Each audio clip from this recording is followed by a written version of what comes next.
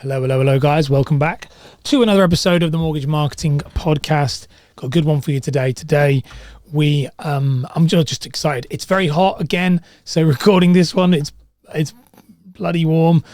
So if you're watching this right now, doors are open, and when the doors are open, it means that my son is running around in the garden and might bump into us in the middle of technically a live recording of this podcast. When this is shot and when I record this, it's done in one take. There is no, obviously there's a little bit of editing on the interviews, and there's a little bit of splicing together, but I am actually doing a lot of this, pretty much all of it. When you see this recording, I record it on a Friday for you on the Tuesday to come out. So this actually replaced my live recording, my live like Q&A spot. So it's very hot and I might have a toddler run around screaming. So that's just a heads up. So today's episode, got a good one. Today we are going to be looking at the customer journey.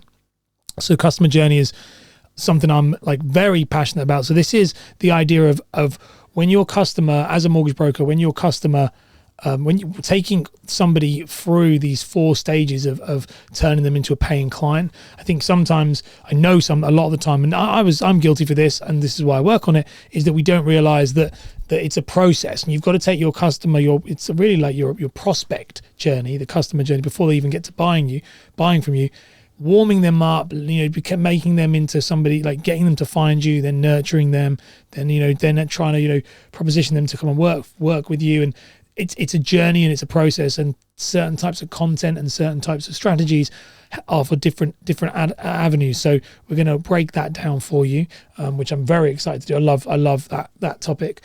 Then we're actually joined by a friend of mine, been on the show before, and that's Dan Does Mortgages. So Dan came on the show about a year ago. You might know him, Dan Knott. That's his channel is called Dan Does Mortgages. His name is Dan Knott.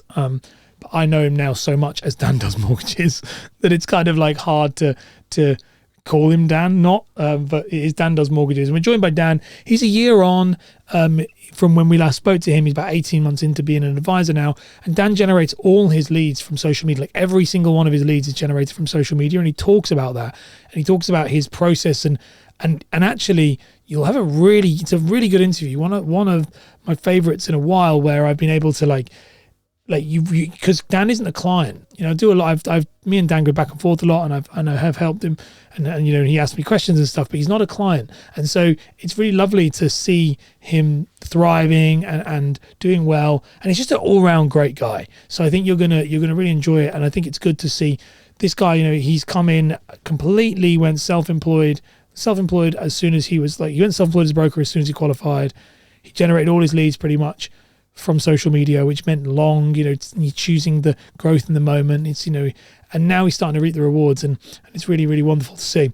And then obviously we've got our final section, which is episode takeaway, which is just final words, parting words, and just stuff that's been happening this week, and just kind of shooting the sky, so to speak. So that is everything that we're going to be covering today, and we're going to be jumping into that right now, I think.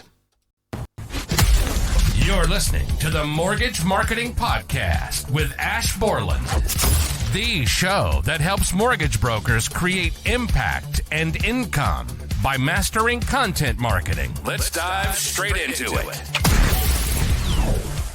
Yo. So for everyone who doesn't know already, like I said, you might be watching this now. I'm currently in the middle of a rebranding from yellow, because it's black, white and yellow, and I'm moving back to my red, which is what my original one, when I very first started, it's black, white and red, and I'm actually going through a complete overhaul, rebrand, new software, new services, new products that are going to come out for you guys, as in free downloadables and all this great stuff.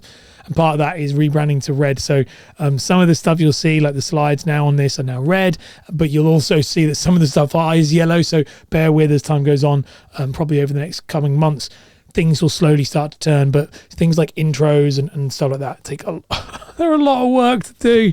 They take a lot of work in order to rebrand them into new colors, and they're a good couple of hours per 30-second video. So that's what we're going to do. Now let's dive into today's topic.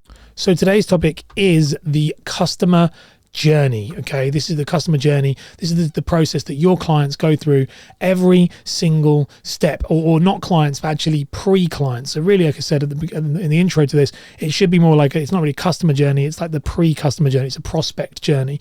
Now, this journey is what happens when your client starts off, when they very first know nothing about you. That's what we've got to think about. They know nothing about you, all the way to the point when they actually pay you money or work with you. So for a mortgage broker, up until the point when they decide to proceed, that's the journey. Okay, so it's from the moment they go from never hearing about you at all the way up to, or maybe slightly know about you but not much, or actually never hear about you at all the way up to when they actually pay you. After that, you'll go into like that's really more the customer journey. So I've put here as the client journey, customer journey. It's really not. It's more like the prospect journey, and then it is actually then the customer journey. And I'll probably go and change that in my playbook, because a lot of the stuff I talk about in all of the stuff I talk about in these podcast episodes, they actually come from my my own playbook, which is like a document I have that's like hundreds of pages long, that has all the stuff I talk about and the slides and generated,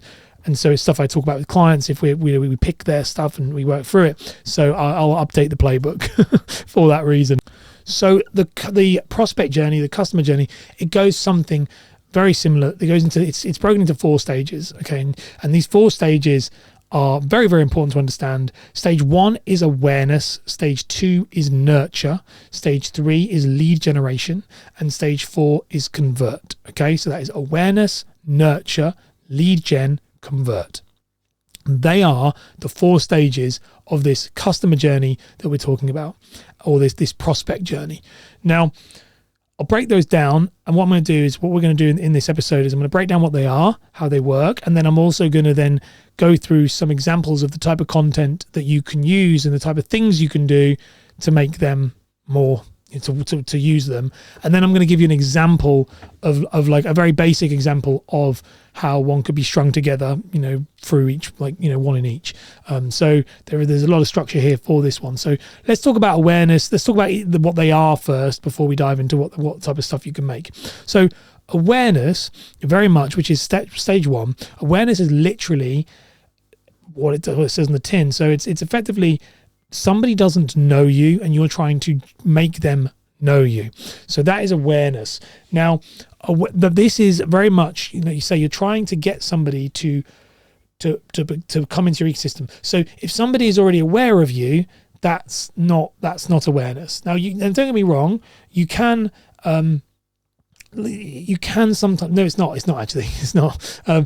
But that's awareness, and sometimes it's awareness around your topic. So what I was saying, where it's like a little bit different, is, let's say you are a mortgage broker, you're using Facebook, but you're not using it for your business. You know lots of people locally, but they don't know that you do mortgages.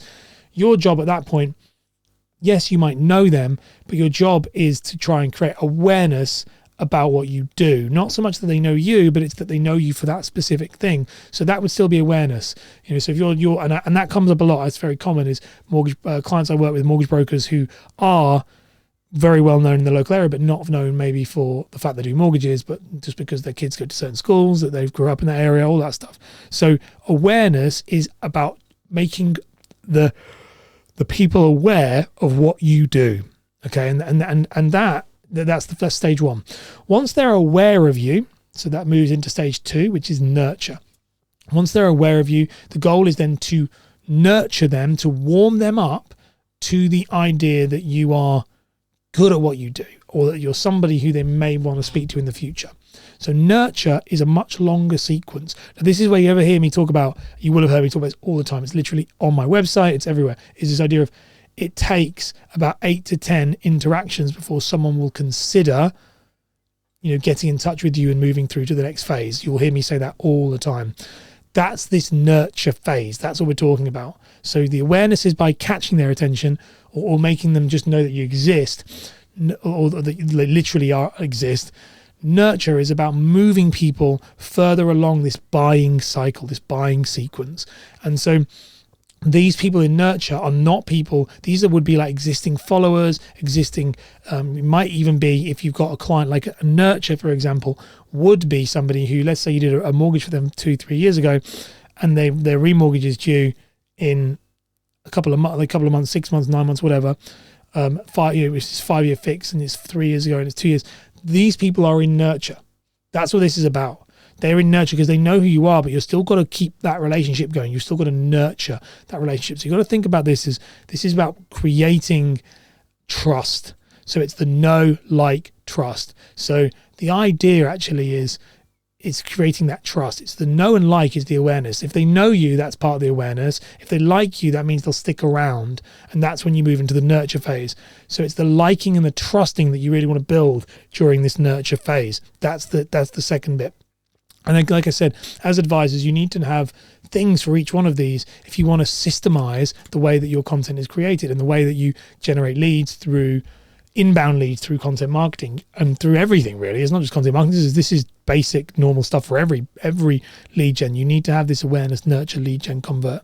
So once you move through nurture, you move to stage 3. Now, stage 3 is the stage 3 or section 3 is that this idea of lead generation. So lead generation is about turning a prospect into a lead.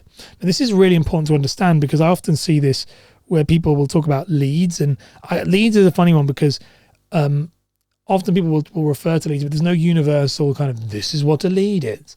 So people will go, I got tons of leads from social media, or I got tons of leads from this ad campaign, or I'm like, well, lead is somebody who is aware of you and nurtured to the point. This would be a warm, like when people say, I want a warm lead, that's really what this is.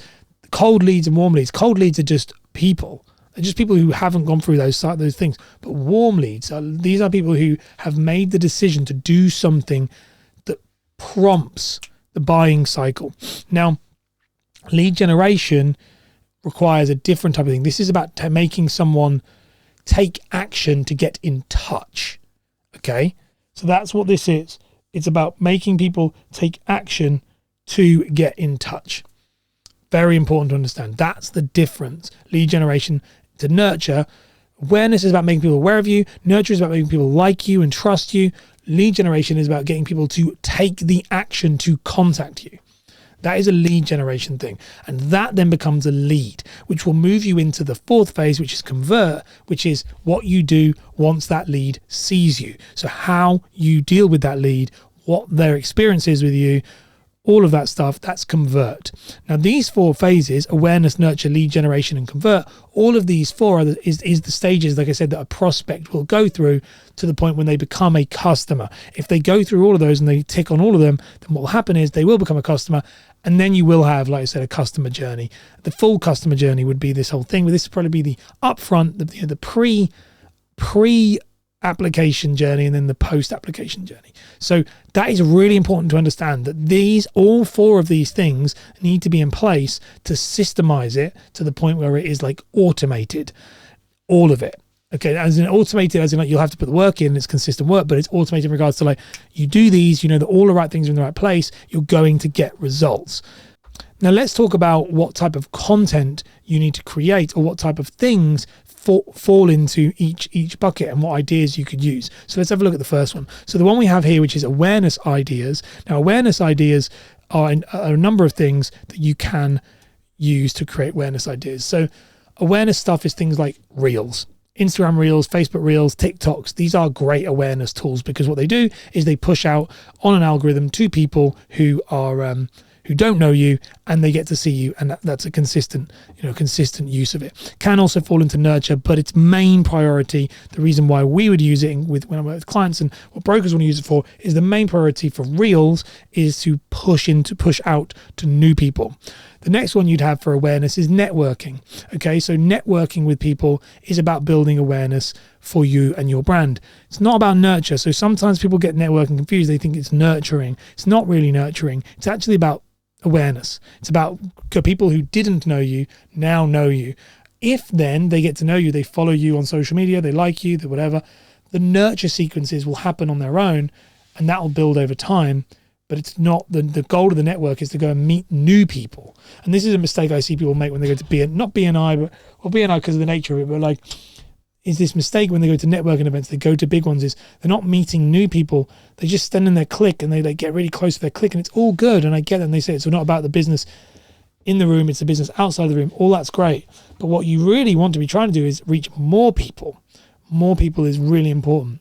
Another one could be guest posts on relevant websites and publications. So these could be, being featured, on news articles and stuff like that. That's a really great one. Like you see a lot of mortgage brokers right now with interest rates going up, being featured on websites, having, publications being posted. The Mortgage Mum, so Sarah at the Mortgage Mum, like she's done this super well, and that's creating awareness for their business, for their brand. It's not existing people, it's new people. So every time she goes on TV or she's on a relevant website or all of that stuff, she is very much being, being seen as like a new expert that many people don't know. So those are great ways to do it. So there's never a bad thing. There's no such thing as bad publicity and bad publications, and that can be TV, could be, podcasts, it's all that stuff. You also have blog posts and articles that rank in search. So if SEO is something that you do, the lead engines, Alex Curtis, he's going to be coming on the show again soon. He's been on the show so many times, wicked guy. But their company is the best at this, in my opinion.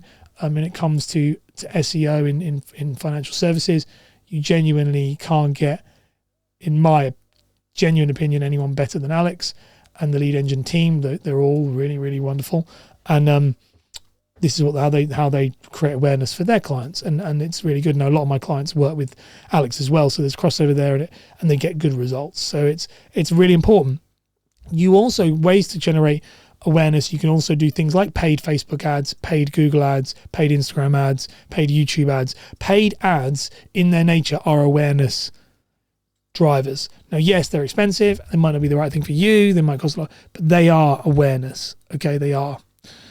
So those are the ways you can use that. You can also feature on someone else's podcast. As I said, you can feature on someone's podcast if you wanted to, which is a really good one to do. So guest featuring. You can actually, on top of that, if you really, and then this is a funny one because it'll cross over in some ways on these, but you can also have your own podcast and interview local business owners. I've spoken about this many times, but you can interview local business owners and local key people or whatever, local like figureheads, like whatever your niche is. And that's going to create awareness for you too, because you're going to bring them onto your show, you're going to talk to them, and they're going to start to know what you do. They'll know, like, and trust you. And from there, you'll see some results. And then local offline marketing as well, sponsoring football teams and, girls football teams, boys football teams, hockey teams, like school fetes, location in the high street, branded up vehicles, all that stuff. Awareness, these are all things you can do. And they're all things that are actually very, very good and very easy to do. A lot of them. The awareness stuff is the stuff we focus on. When I work with clients and we start off, like, the main focus for us at the beginning is awareness. In fact, there's no point in building anything out if we don't have the awareness. So for a lot of the time, I work with people for minimum like a year to 18 months. And, a lot of these people, it's like a year to 18 months building out the awareness, because the awareness is the top of that funnel. It's where it all pumps in. And if you don't have enough awareness, the other things don't work. And this, by the way, I'm going on my soapbox here now, but this is one of the issues that we see a lot, is that the stuff you're getting promised a lot of the time by people in the industry, or people who are like, I can teach you how to generate leads like this, and I can teach you how to create a webinar, and I can teach you how to create a funnel. All of this stuff does work, but it works when you have the awareness at the top. You need the awareness in. Otherwise, it's like having I'm a vegan, but it doesn't really work this way, but it's like having a sausage factory with, sausage machine with no sausage meat to put in. You're going to produce nothing, and it's not a good thing to do. So the awareness is very important. It's also the difference with this compared to when you buy leads. When you buy leads, what you actually do is you're jumping the queue and trying to go straight to convert. And the reason why they don't convert as well, they don't build trust, they don't build that no like and trust factor, they don't have that the ability to refer and share. The reason why is because you effectively have decided to jump the queue on what takes time. That is the truth, and you can see that in this. And so because of that, the quality is not as good, the control isn't as good. I have clients talk to me and they're like, people literally just give them money. It's literally like, they'll just give them, that's what they're paying them for. Their trust is there. One client that was like, he's a wealth advisor, and he was saying like he walked into their house, never met them, and it's as if they were family members. They just knew him, they liked him, they were interested. So there's a reason why this stuff exists. Now this leads us on to the nurture idea. So the second phase, and this, like I said, the phase where you're trying to nurture them up and get them to know you and to like you and trust you. And so this is some of the ideas here that you can focus on. Instagram and Facebook stories, they are probably my favorite. They're my number one way of doing this because they're just super good. I think that you can create like 10, 15, 20 stories a day. There's no real limit. And people who see that get to see you more, and only followers see it. And that's why it's very nurture. So don't think that your stories are awareness. They are 100% nurture. That's all they do.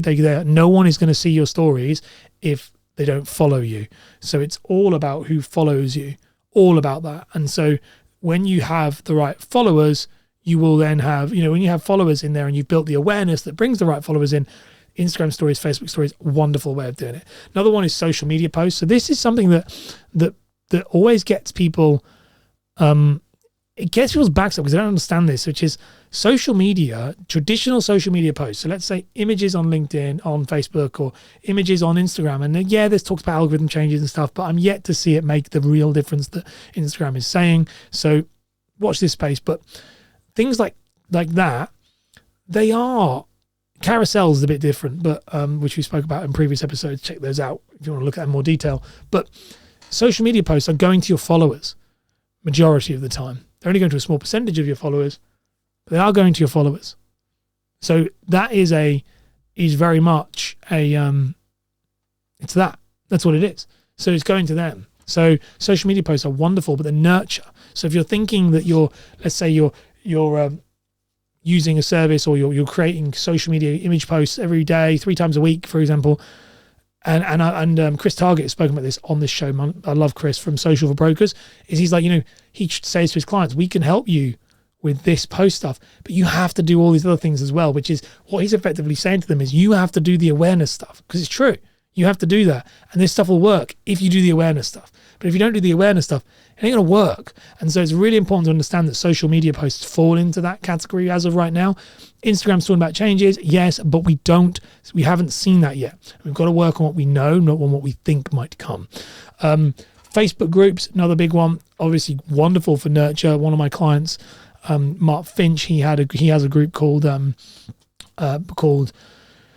New Homes Help Group, New Build Help Group, I think it is, or New Homes Help Group, and it's New Build Help Group, and that group grew to like 10,000 plus followers. Is massive, and like people who not followed, 10,000 plus members, and that's a wonderful place where he generates a lot of leads because it's nurtured there because they know him.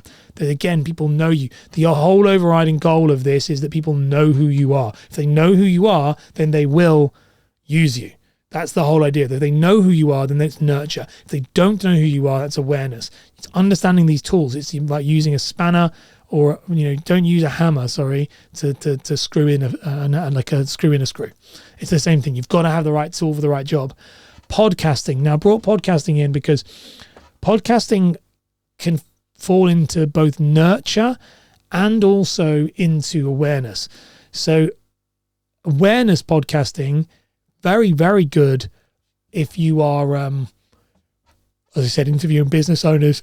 It's a great way to kind of, we call it Trojan horse approach, which is bringing people in who are like ideal, maybe not ideal clients, but like fits to like local people who everyone knows, so you can build that trust with them. And it's known as a Trojan horse approach, which is the idea of bringing them in to talk to them, and then really what you're trying to do, which is good. It's never a negative thing. But what you're trying to do is gain kind of kudos with them, and people know you and gain awareness with them. So, but podcasting for nurture is a different thing, which is actually my podcast. This is a podcast that is a nurture podcast. You listen to this show, very, very much high chance you are either a paying client. So some people, clients listen to it, or you are somebody you're aware of who I am, and now you're in this cycle of getting to whether or not you like me and whether you consider working with me in the future. That's where you're at right now, and that's what this podcast is created for. That, for me, I use Instagram stories and Facebook stories as well as podcasting they are my two nurture things. There's more in there as well, but they're my two main nurture ones that I use in order to nurture clients through. I use Reels, and I use for YouTube, and lots of other different things to create awareness. But I use podcast. This podcast's goal is nurture. So it's understanding that. The next one you have as well is live Q&A. So if you're doing live Q&A, game, same thing. These are people who are going to be turning up. The people who are going to be turning up to your live Q&As are people who've been following you, not just randomers. So live Q&As, they are a great way to do it. If you are somebody who's looking to nurture your clients further and you've got that type of following. And webinars as well is another great one. Talk about that in the Mastery Method a lot, how to utilize webinars and how you can utilize live streaming webinars to your advantage to really nurture people along. So these are longer videos, longer content that requires people to have a bit more of a buy-in, which is important. Now that is the nurture content, and those are, you really want to, whenever you're doing this, you want to work in that order. You want to go from awareness and down, but those are the nurture ideas. So let's have a look at the next one, which is the lead generation.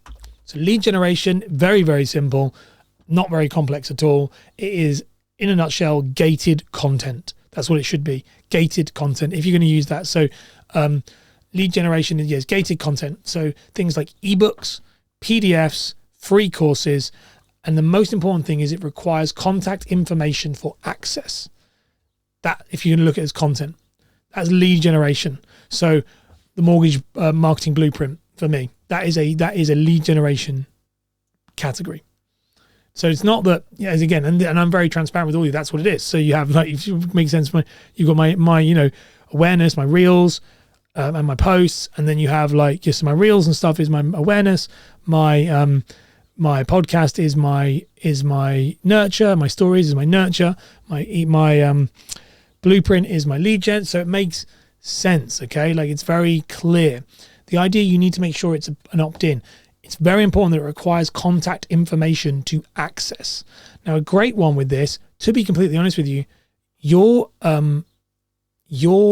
like Calendly links, that is a lead gen. Like that alone, if you don't want to have all this stuff, a very basic version that is just Calendly, because that requires contact information to speak to me, or speak to you. So what the idea of this is you're trying to get a buy-in. You need content, a good like lead gen. If you set up your Calendly correctly, how I teach people to set it up, and I'll have a course coming on that soon as to how you can use it.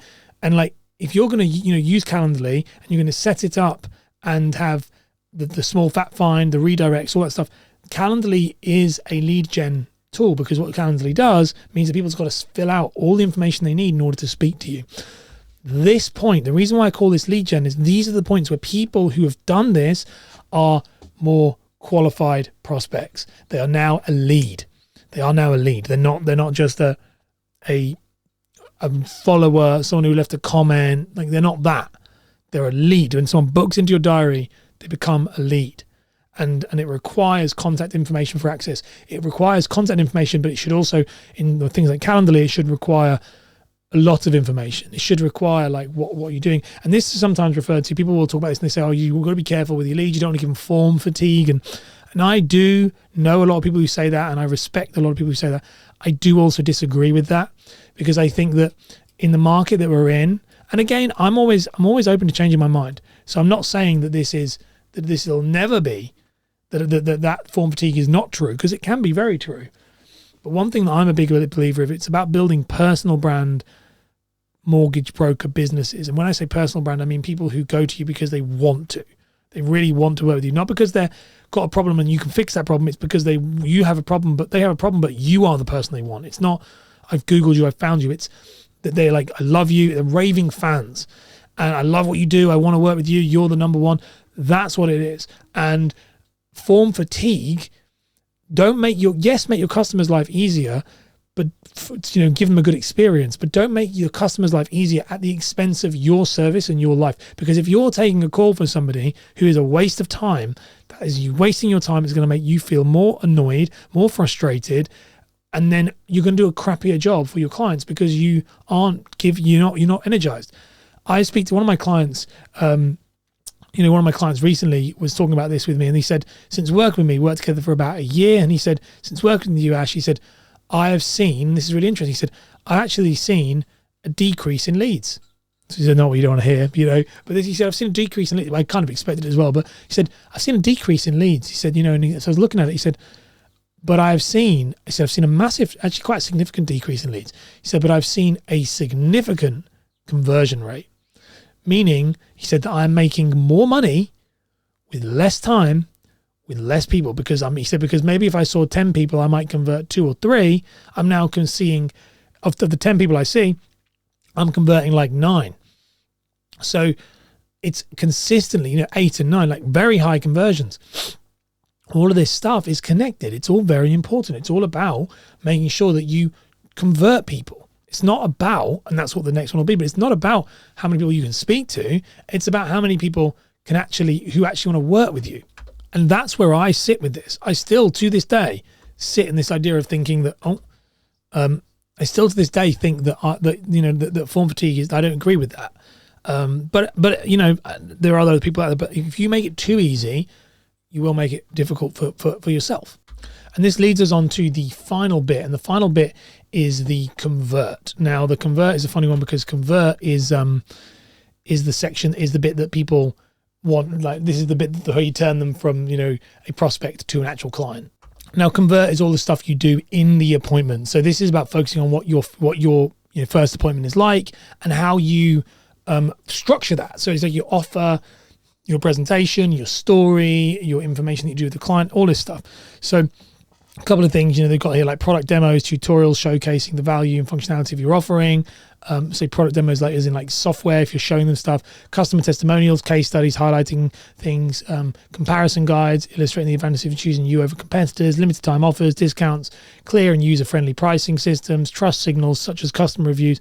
So the idea of the convert is in the convert section, and I gloss over it in here because convert was very much tailored to individual needs, like massively, like what each individual client and each individual broker will have a different way they'll convert. But it's about focusing that in the appointment, have you focused on the things you want to bring up? Have you got, like I have stuff in my discovery calls that I know I do. They are they're content things that I send or that I show, there's a number of things in there that are designed to convert people. They are designed to not, and it's not like a sales trick. It's like when they come to this point, this is the stuff they need to see. This is the stuff I want to show them. This is the results we'll show them. This is the thing we'll talk about. This is the thing I'll ask them. The whole thing is designed to turn that person from a lead to a customer, and the conversion requires a number of things. So that's your customer journey, is focusing on that convert, focusing on once they're in front of you, you're not messing it up, which many people do. So I have a very basic example of one, and this is just a very simple example. And if you're watching this, you'll be able to see it on screen. If you're listening to this, I'll talk you through it. But it's a very basic example of how this can work. It's rough, and it would not be because these are intricate things. When you're working on this, it is something very intricate.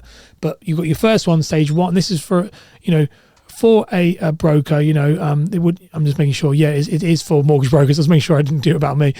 So for a mortgage broker, awareness would be short videos answering most asked questions on getting a mortgage as a first-time buyer. So they're saying that's the thing. Post these videos on TikTok, Facebook, and Instagram Reels. The nurture then sequence will be post stories to Facebook and Instagram demonstrating results from previous clients, as well as testimonials and behind the scenes content that links to lead magnets. So these behind the scenes stuff that has content that links to lead generation. Okay. Lead generation could be create a downloadable guide for a first time buyer looking to get onto the property ladder, and put this behind an email opt-in for any potential prospect. And then convert could be have the process for your first time buyer appointment, which is focused around your ideal client's preferred outcome, which also demonstrates competency of knowledge and competency of station, as well as social proof. So in other words, in the convert appointment, make sure it's all focused around first time buyers, talking about problems first time buyers have, talking about the showing examples and questions and links to things that first time buyers have. So that's a basic example of how that could be done. It's very simple when you think about it. When you just sit down and you break it down in order of, okay, this is the type of stuff I need in order to be successful. So that, in a nutshell, is a prospect journey, a client journey, like part one. But that is the journey, and having those things in there are going to help you be successful. Absolutely, in the long run, you want to have those. And as I said before at the beginning, many of you, and when I work with people, the main goal is to get awareness up. So if you're worrying like where do you go first, just build awareness first, because all other stuff doesn't matter if you don't have the awareness. And I have, like, that's where I started this show saying, like, I'm going through a rebrand right now. I have all those things in place, but I'm going through a rebrand because the business is in a much, much better place. It's always been a good place, but the authority's growing. You guys are wonderful. And because of that, I'm revamping all of those systems. And so there's a different type of awareness strategy. There's a different type. Now it's the same one, but it's slightly more upgraded. There's more stuff. The podcast being upgraded and the quality and the move to once a week was part of that. You're seeing this much larger brand strategy playing out that is going through every single one of these sequences. And so focusing on that for yourself is, and I go through these anyway, I've always done this, but you want to focus on yourself is going through them as well. Now we are going to be moving on to our guest today, which I'm very excited for, which is the wonderful Dan Knott, also known as Dan Does Mortgages on Instagram. He's a bit of a beast. Dan, like I said before, he's a wonderful guy. You can learn a lot from him. I definitely recommend that you listen to this part. Obviously don't skip this. And also, if you've got any questions for him, ping him messages on Instagram, because he's very good and he does a lot of this stuff very, very well. And I just had a real good time interviewing him. So we're going to bring him on right, and I'm going to run it right now. Pardon the interruption, but we wanted to make sure that you follow Ash on Instagram for exclusive and behind-the-scenes content. Now, back to the show. Hello, Dan. How you doing, buddy? Hello, Ash. Yes, very well. Thanks for having me on. How are you doing? I'm good, mate. It's always a pleasure to speak to you. So for people who don't know who you are in this show, some people, I'm sure people will, most people will, but people who don't know who you are, just give us a bit of a Cliff Notes introduction of who is Dan Does Mortgages. I'm a mortgage advisor based in the Northeast. However, I do work with home buyers nationally. My main social media page is my Instagram, which is at Dan Does Mortgages _. And yeah, I wrote my first mortgage application around about 2.5 years ago now. 2.5 years just working self-generated business, and I'm still kicking. Your business is generated through social media. You dived into social media very early as a new advisor. Talk me through your thought process as to why you chose social media as a completely new advisor. Why did you decide that was the place to be? Because it needed to be, quite simply. I joined the industry. So I joined 2.5 years ago. I actually started social media a year after I joined, just less than a year after I joined. And I needed leads. It was a no-brainer. Although I think it is still relatively new, I think I was still relatively early. I was nowhere near one of the starters, but compared to now, where it seems like everybody does it, it was still a little bit newer, even a year and a half ago, I would say. I would say the landscape has changed. And yeah, it was quite simply needed the business. I believe that social media could be a way for me to do that. So it was a case of let's make a plan, get started, and see where we are in 6 months, 12 months, 18 months. 2 years on. If I think about that now, obviously casting your brain back now, what did that plan look like as someone complete beginner into this space at the time as a mortgage broker? And also, I'm guessing with social, I don't know if you had much experience with social.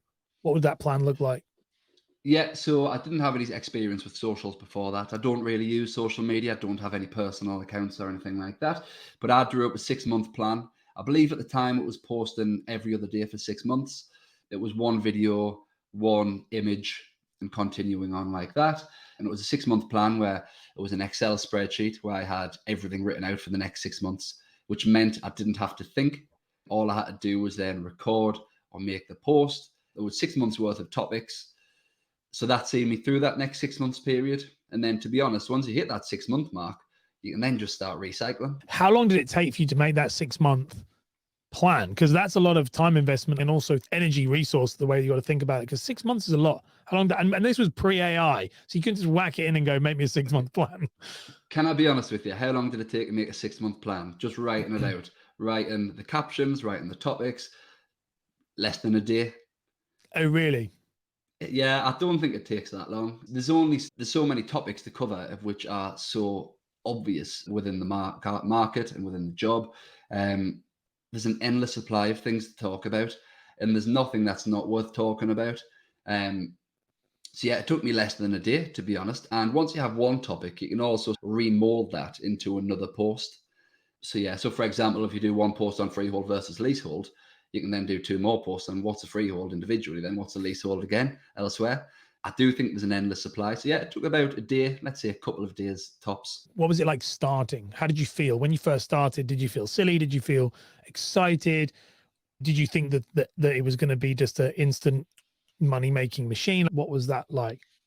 Yeah, so I made a deal with myself, and this was written down on the plan, that I have to be willing to do it for free for 6 months. I have to be willing to do it if I can get absolutely nothing back for 6 months. And that would stop me then doing it for 2 months and then quitting. So the rule was I have to do it for 6 months with absolutely no expectation. But to be honest, I did have faith that it would come good if I did enough of it. I think there is a certain inevitability about it. For example, I have actually been, the last few months have been my quietest ever, but the next 6 months are going to be my most consistent ever, as a bit of a guarantee. And if I Yeah. do that, there's another 6 month plan essentially. If I do that, it's inevitable that there will be some people will want to use me as a mortgage advisor. Do you agree? I completely agree. And that's one of those things that I think is super important. I love that thought process. What you're making today is going to impact the lead flow in 6 months. That would took me a long time, both as a broker and also as a coach, to figure that out. Mine is actually more like a year now as a coach, which is what I make today, speaking to you today, has very little impact to my business Mhm. today, but it has massive impact in a year's time. So I was actually on Craig Skelton's podcast a couple of weeks Mhm. ago, and I think the words were, today's posts are next year's clients. And I think that is the case. I do a lot of, for example, I've done a lot of Instagram lives recently, done a lot of collaborations, and I've had a few people say it to me, and this is how I know somebody doesn't get it. When I do the live, and then the next day that they say, what's the return on investment? There isn't one. I know there isn't one. There might be if they then tune into the content and then see me post consistently for 6 months, then there might be. But Yeah. immediately, nothing. When I don't do a live and then suddenly get a mortgage inquiry, that's not quite how it works, unfortunately. I wish it was. I think that's how people think it works. And I love your honesty with that. I was listening to a podcast this morning with Sean Cannell, who runs the YouTube channel Think Media. He was talking about real estate agents in the US, similar to your type of industry. And he said, if you're a successful real estate agent, you should be willing to make a loss in the marketing spend by being aggressive on things like YouTube and social media. He said, because that will pay back tenfold once you've got the attention. And he was like, and the mistake that people make, I need it now. So what that post you made today, did that bring you a lead tomorrow? And he was like, no, it's not even like a year, but it could be 2 years, but it always pays back in the end, always. And a lot more than you can imagine. Yeah, absolutely. And the people, genuinely, the people who take a mortgage from me every time, I have never had a like from them. I've never had any interaction. They've just been following in the background for X amount of time. I've never seen their name before, but yeah, they've always been there for long term. And so I've been following you for quite a few months now. Either book an appointment or send a direct message. We spent a lot of time at the beginning of this interview talking about where you were at when you Mhm. started.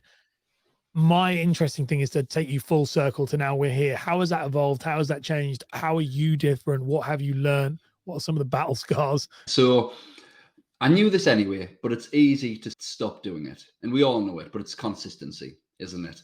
I knew that anyway, but you're gonna have phases where maybe you can't be consistent or you aren't consistent. It's not ideal, but that's life. So yeah, consistency is the sort of the thing that's remained throughout as a priority.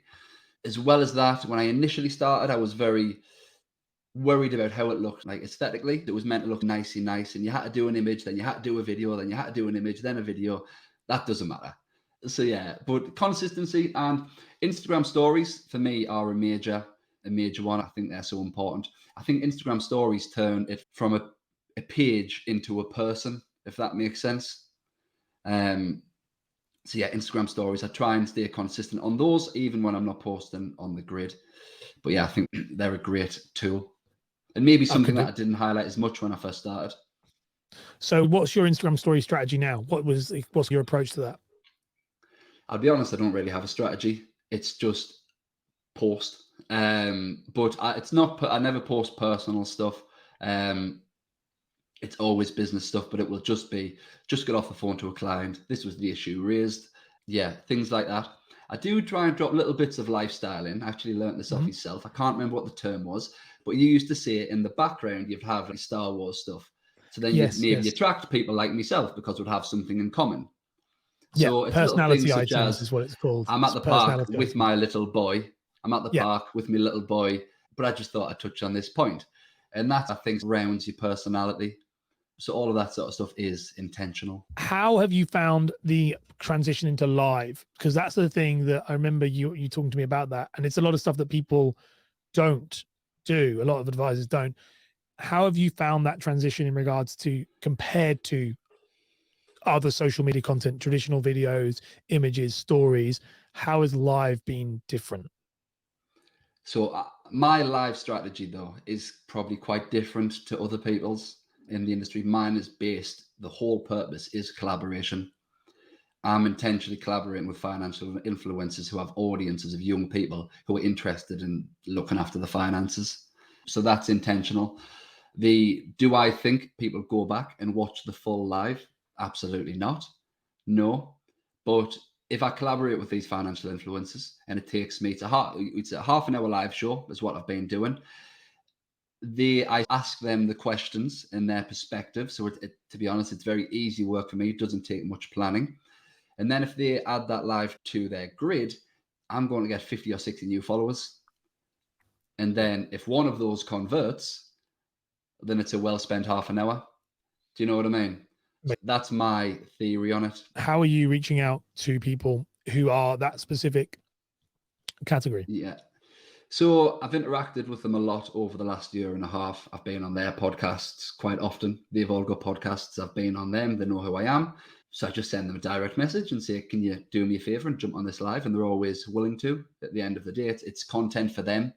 I'm asking them the questions. It's good for their audience too. It's just a mutual agreement, essentially. One thing I wanted to ask you, you are notoriously good at getting press coverage. What's your strategy behind that? How are you achieving the press? Because I have clients ask me all the time, how is Dan getting in these publications? What's your strategy for that? Just speak to the right people, essentially. So I might ask 100 people if I can feature in something. 90% of them might ignore me. 8 might say no, and then 2 just say, yeah, do you want to be in this weekend? That's essentially how it works. A lot of direct messages, a lot of emails, a lot of spending time in the financial influencer circles. I ask a lot of people if I can take part in their podcast. I ask if I can be featured in the articles. There's no shame in that. Some people might think, oh, you were only on that podcast because you asked to be.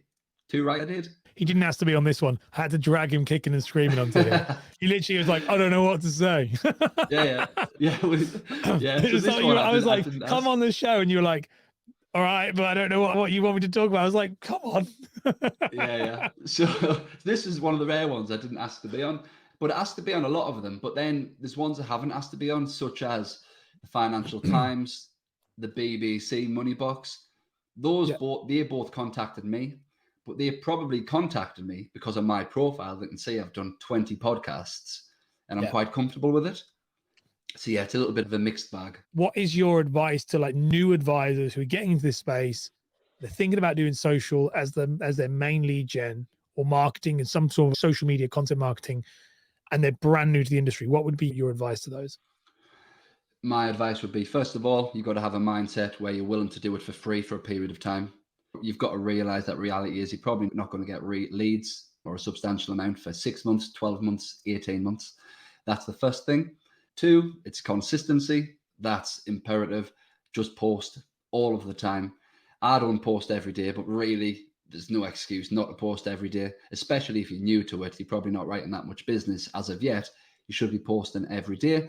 And 3, I would say be proactive in the connections that you're making. And there should always be a reason behind your connection or an agenda. Do you know what I mean? But just think of why I'm connecting with this person, build those relationships, and then you can get little bits of feedback over a longer period of time. I've mentioned before, for me, all of these relationships that you make and all these little bits of content, they're all little £5 investments. You're not going to win £1 million off them. None of them's really a lottery ticket, but it's just consistent £5 investments. And then in 5 years' time, you should have a nice little fund sat there. That's such a great analogy. I love that. Dan, thanks so much for coming on the show, buddy. It's been a real pleasure. It's so good to see people who put the work in finally actually getting the kind of flowers they deserve. Man, really impressed. Thank you, mate. Same. We wanted to interrupt the show to make sure that you're subscribed to the YouTube channel for all the best mortgage marketing content. Search for Ash Borland and subscribe now. Back to the show. So that was Dan. Yeah, like I absolutely love what Dan's doing. And I think it led so nicely in from what we've been talking about today with the journey, you know, and Dan nails it down there. He's doing all those things. He's doing the live streams. He's doing the shows. I'd absolutely, he's a great example, like I said, of this being done well. Now, for my episode takeaway, which is very important, as we say, for all of this stuff, it's actually very well connected. I would say that if you are somebody who is starting out, you're thinking about it or not, or you're thinking about like you want to get not starting out, but you're getting clearer on your strategy, on your process, on where you want to take this, then start by just defining a very clear outline of what you want to do. You know, one in each of those brackets, just very basic. Try and find the one that's the least work, least amount of effort, and go from there. It doesn't have to be super complicated. This stuff gets better as you go along, but it doesn't have to be crazy difficult, which is very important. The other thing I'd say as well is, and Dan says it there about the publications, he's in a lot of publications and featured a lot. If you are a mortgage broker, you're someone listening to this and you really would like to be on this show, you feel like you would bring value, you think there's a perspective that you would like to know, then please drop me a DM. Send me a message on Instagram, on Facebook, on LinkedIn, wherever you follow me. Send me a message and say you'd like to be on the show and why you would think you'd be a good fit. And if it's a good prospect, I'm absolutely happy to feature and highlight people and for the work they've done. And some of the people who've been on the show before, Glenn Russell, you know, like he reached out to me. Dan, you know, didn't reach out to me, dragged him on, but I've had a few reached out to me quite a lot, and I love meeting new people. And I think that I'd also encourage people, because it would be good to see if anyone does what Dan's saying, which is reaching out. Obviously, I can't take everybody because they do have other people. I would love to hear from you and hear why you think you'd be a good fit and share your stories. You know, this is not some sort of elitist group. You know, it's a place for men and women to come and share, who are mortgage brokers, to come and share their experiences. And I would absolutely love to have you more on the show. Anyway, have a wonderful week. And hopefully next week it won't be as hot and I can shut the door. We got through this whole episode without my toddler running in, which is an absolute win. All right, guys. See you next week. I've just swore then. See you next week. Peace. Bye. You've been listening to the Mortgage Marketing Podcast with Ash Borland. If you've enjoyed the show, then be sure to leave a review and share it with a friend right now.